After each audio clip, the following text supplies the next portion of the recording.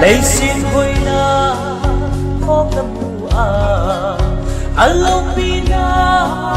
có mù tình lệ thì hồ dâu xế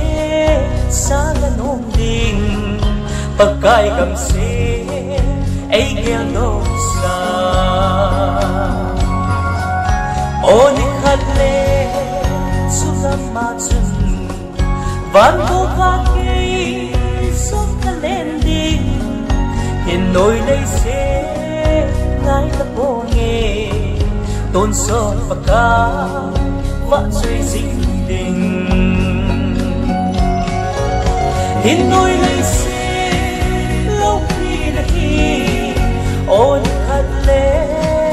cũng mang số tình thật sự để dia isim thơm và chút tí đi ta lâu hè đình cả gáo đô tình lùng nhìn ấy nè cất chim tai ô lấy găng thì lung kim số đô ta tình lâu bậc cài cô má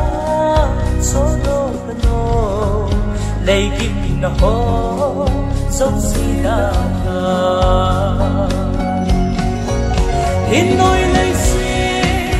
lâu vì đây ô đi khát lệ cũng mang số tình thật sự để dia đi xin tâm va chút đi ta lâu hè đi cả gáo đô tình đồng nhìn ấy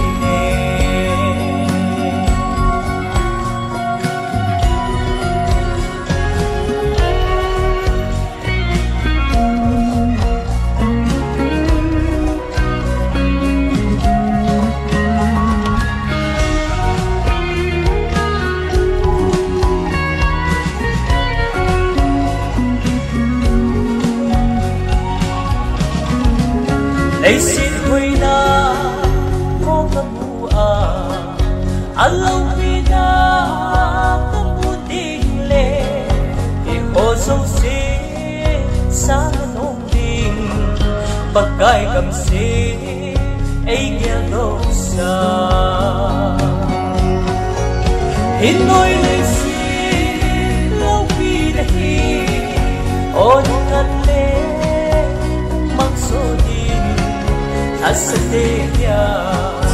xin cảm ơn chút đi ta lâu hè đi cả gáo đô tình lùng nhìn ấy nè thật sự để dia xin cảm ơn chút đi ta lâu hè đi cả gáo đô tình lùng nhìn ấy